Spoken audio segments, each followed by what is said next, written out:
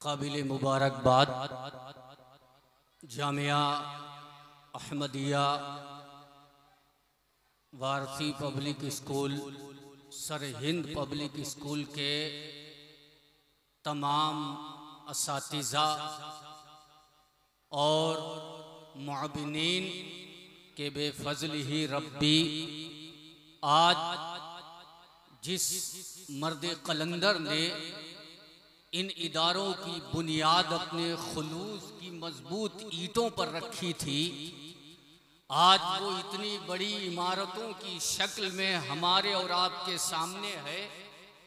और इंशाअल्लाह अज़्ज़ा वजल जब तक के दुनिया रहेगी ये बहरुल इरफान का खुलूस है कि इन इदारों में दिन दूनी रात चौगुनी तरक्की होती रहे। मैं लंबी चौड़ी तकरीर न करके आपको सिर्फ एक बात बताऊं, जब लीड करने वाले में जो गाइड करता है, जो किसी मजमे को लीड करता है, जो किसी इदारे को चलाता है, जब उसकी रगों में, उसकी नियतों में खुलूस भरा हो तो मालूम क्या होता है। इसकी मिसाल आप समझिए, रसूलुल्लाह दुनिया में तशरीफ लाए, चंद साल काम किया, चले गए। अब जाहिर बात है कि चले गए तो काम कौन करे। सरकार जाते जाते वो टीम छोड़ गए कि नबी ना रहे लेकिन काम ना रुके। गौर करिए जुमले पर, सरकार वो टीम छोड़ गए। उस टीम में अबू बकर थे, उस टीम में उमर थे, उस टीम में उस्मान थे, उस टीम में अली थे, तलहा थे, जुबैर थे, साद थे, सईद थे, कतादा थे, जाबिर थे, हसन थे, हुसैन थे, हत्ता के 1 लाख से ज्यादा सहाबा की वो टीम छोड़ कर गए कि नबी ना रहे लेकिन काम ना रुके।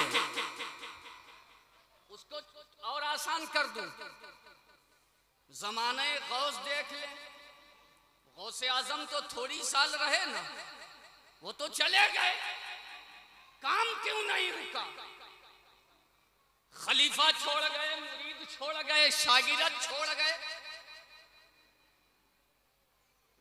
उसके बाद देखे हिंदुस्तान में गरीब नवाज आए, जितने भी मुसलमान किए वो चले गए लेकिन काम नहीं रुका।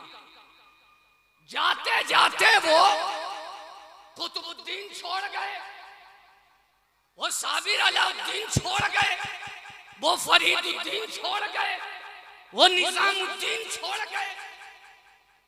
पीछे जब कोई टीम बड़ी और अच्छी छोड़ जाता है तो गाइड करने वाला अगर ना भी हो तो काम नहीं रुकता।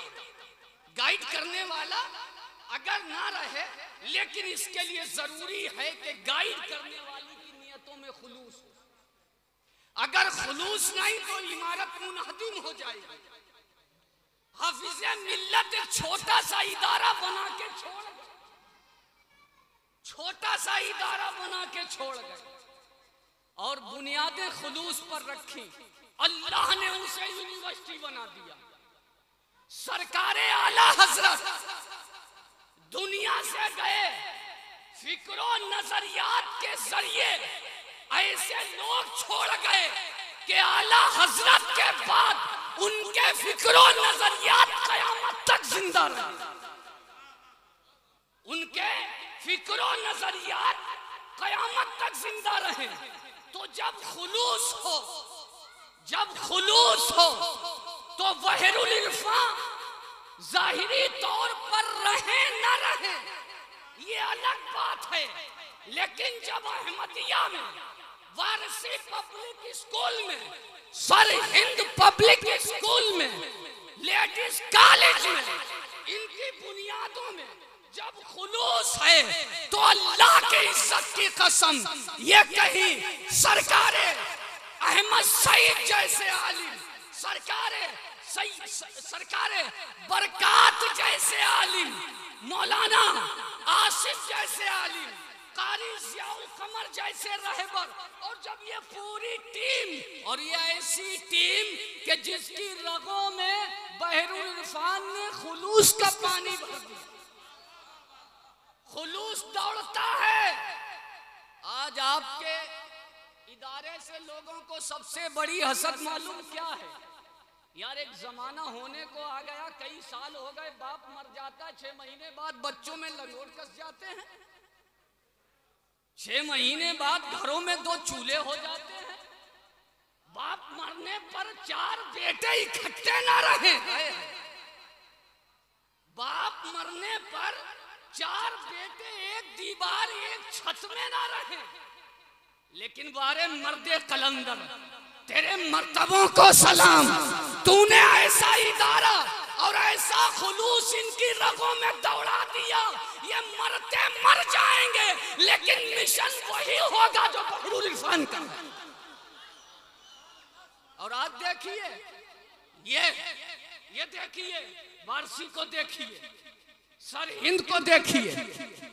आप एक बताइए, मैं तो ज्यादा पढ़ा लिखा ना, बहुत नादरा खान, ये मंतिक किसका इल्म है? उलमा जवाब दे, मंतिक किसका है? फलसफा किसका है? फलसफा हमारा नहीं, हमारे फलसफी नहीं थे, मंतिकी हमारे नहीं थे। लेकिन जब इस्लाम पर एक दौर आया कि लोगों ने मंतिक का जामा पहन करके, मंतिक की तालीम को हासिल करके, और जब मुसलमानों के अकीदे तौहीद पर ज़र्ब लगाई और खुदा के अकीदे, खुदा ताला के वजूद पर जब हर्फ मारा, तो इसी मंतिक को हमारे मुसलमानों ने सीखा, और ऐसा सीखा कि जो दुश्मन मंतिक का इल्म सीख करके मुसलमानों को नीचा दिखा रहे थे, मुसलमानों ने उसी मंतिक को अपना हथियार बनाया और उनको मुंह के बल गिरा दिया, और जमाने में साबित कर दिया कि हम नबी का कलमा पढ़ने वाले हैं। जिस जुबान में जवाब चाहोगे हम उस जुबान में जवाब देंगे। अगर तुम फलसफी हो तो हम फलसफे की जुबान से समझाएंगे, अगर तुम मंतिकी हो तो हम मंतिक की जुबान पर समझाएंगे, अगर तुम मुफस्सिर हो तो हम तफसीर की जुबान में समझाएंगे। गोया कि हम तुम्हें बताएंगे कि अगर तुम इस्लाम सीखना चाहते हो, और अगर यही आप देख ले तो बहरुल इरफान ने ये जो बड़े बड़े इदारे कायम किए हैं, इसका मकसद क्या है कि जब कल को लोगों के अंदर असरियात का जुनून पैदा हो जाए, और लोग जब असरियात की तरफ रग़बत करने लग जाएं, और उनको लगे कि मदरसों में कोई तालीम नहीं होती है, काला काला रसूलुल्लाह सल्लल्लाहु अलैहि वसल्लम के सिवा कुछ पढ़ाया नहीं जाता है। लेकिन मैं उनसे कहना चाहता हूँ, बहरुल इरफान ने वो इदारे लगा दिए हैं, वो जामिया कायम कर दिए हैं कि आपको दुनिया में दीन ढूंढने की जरूरत नहीं है, बल्कि दीन में दुनिया मिल जाएगी, दीन में दुनिया मिल जाएगी। और आप देखिए, अब ये वो दौर चला गया, कौन सा कि फटी लुंगी और फटे कुर्ते के जरिए दीन की तबलीग की जाए। आज दौर बदल गया है। अब दौर ये है कि अगर मस्जिद की सीढ़ी से हमारा इमाम उतर रहा है, हमारा रहबर उतर रहा है, हमारा खतीब उतर रहा है, तो अगर दुश्मन सामने है और अगियार का सवाल दीन सीखना चाहता है लेकिन वो जुबान दूसरी चाहता है, तो हमारे अंदर वो मादा होना चाहिए कि तू जिस जुबान में दीन सीखना चाहता है, अगर तू इंग्लिश में दीन सीखना चाहे तो हम तुझे अंग्रेजी में सिखाएंगे, अगर तू हिंदी में दीन सीखना चाहेगा तो हम तुझे हिंदी में सिखाएंगे, अगर तू फिजिक्स के जरिए दीन को समझेगा तो हम फिजिक्स से तुझे दीन समझाते रहेंगे, अगर तू बायो के जरिए दीन समझेगा तो हम तुझे बायो की जुबान में दीन समझाने की सलाहियत रखते हैं। गोया के उस वक्त तक दीन की वक़ा नहीं है जब तक कि अग़ियार की जुबानों में, उनकी आंखों में आंखें डाल करके दुश्मनों के जवाब इस तरह दिए जाए कि दुश्मन ये कहने पर मजबूर हो जाए कि जब दीन मुस्तफा पर बात आती है तो अल्लाह ने ऐसे ऐसे बंदे पैदा कर दिए हैं जो इस्लाम को हर जुबान में समझाने की सलाहियत रखते हैं। वो दौर चला गया कि फटी लुंगी और फटे कुर्ते से तबलीगें होती थी। आज अगर फटा कुर्ता पहनेंगे कोई पास नहीं बैठेगा। अब है ये कि जितना अच्छा लिबास उतनी आपसे कुर्बत। हालांकि इसको सिर्फ उतना मानिए कि तबलीग का जरिया बने, इसको ज्यादा बढ़ावा ना दीजिए, वरना हमारी हकीकत तो ये है कि जब मर्द कलंदर सुन्नत वाला लिबास पहन करके किसी असली मैदान में जाता है तो लोग अपनी तहजीबें भूल करके उसी के सामने सर झुकाते हैं। और जीती जागती मिसाल उसकी बहरूल इरफान। बड़ी बड़ी यूनिवर्सिटियों के दौरे किए और मैंने जहां तक उनको देखा तो उनका कुर्ता शायद मुझे कभी सजा मिला हो, वरना तो कहीं ना कहीं फटा है या पेबंद है।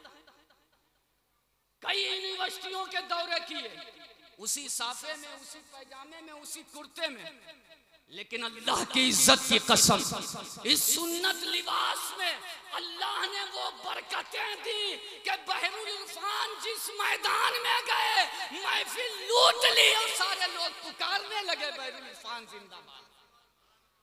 आज अल्लाह का एहसान है, हम यही दुआ करेंगे और कौम को चाहिए कि आज कौम उन लोगों के दस्ते गिरबा तक पहुंचे जो लोग कौम को कुछ देना नहीं चाहते। हजरात, आज कौम चंदा देने में पीछे नहीं है, लेकिन चंदा इकट्ठा करने वालों को यह चाहिए कि क्या दे रहे हैं कौम को। क्या कौम को आप जाहिल बनाएंगे? क्या कौम को आप उस गढ़े की तरफ लेकर के जाएंगे जिसमें सिर्फ अंधेरा तारीकी हो? हमारे रहबर क्यों नहीं देते ऐसी यूनिवर्सिटियां जिससे हमारे बच्चों का मुस्तकबिल रोशन हो? आज अगर हमारे मानने वाले लाखों हो सकते हैं तो यूनिवर्सिटियां क्यों नहीं कायम हो सकती हैं? अच्छे इदारे क्यों कायम नहीं हो सकते हैं? आज अगर यूनिवर्सिटियां हमारी होती, अच्छे इदारे हमारे होते तो अल्लाह की इज्जत की कसम हमारी बहनों के सरों से इज्जत की चादरें नहीं छीनी जाती। मानना पड़ेगा ये। लेकिन ये फिक्र नजरियात उसी वक्त होते हैं जब अल्लाह और उसके रसूल का सच्चा वफादार कोई होता है। सबको ये चीजें हासिल नहीं होती हैं, वरना ज्यादातर इस दौर में तो आप लूट खसूट वाले लोगों को पाएंगे। लेकिन याद रखें, मरेंगे लूटने वाले भी और मरेंगे काम करने वाले भी। लेकिन लूटने वाला मरेगा तो मरने के बाद लोग गाली देंगे, और जब काम करने वाला दुनिया से जाएगा तो ऊपर रहेगा तब भी जिंदाबाद और नीचे जाएगा तब भी जिंदाबाद। तो जुड़िए बहरूल इरफान के फिक्र नजरियात से। मैंने बहुत पहले एक मर्तबा इसी मदरसे के छोटे से प्रोग्राम में कहा था कि अल्लाह का फजल है कि आज पूरे जिले के अंदर जब 2-4 बच्चे, वो चाहे तालिबे इल्म हो या साथीजा हो, और उनके सरों पर अमामा हो तो लोग खुद कह देते लगता कन्नौजी है। क्या पहचान बनाई है। वो देखते अभी जैसे कि मौलाना बिलाल साहब कह रहे थे कि मसला बन गया।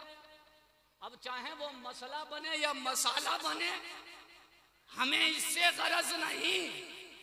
हमें तो गरज इससे है कि जिस हाल में रहें अल्लाह और उसके रसूल के फरमा बरदार बन के रहें, और जहां पे रहें दीन का नुकसान न करें, दीन का फायदा करें। समझे ना? अल्लाह ताला कहे पर सबसे पहले हमें खुद अमल करने की तौफीक अता फरमाए। और जाते जाते फिर मैं कहूँगा कि अल्लाह ताला अपनी बारगाह में मेरी इस दुआ को अपने हबीब के सदक़े कबूल फरमा ले कि जब तक के जिंदगियां रहें इन इदारों के असातिज़ा जितने भी हैं अल्लाह ताला इन सबों को एक रखे और नेक रखे। अस्सलामु अलैकुम व रहमतुल्लाहि व बरकातहू। माशाअल्लाह। हज़रात मोहतरम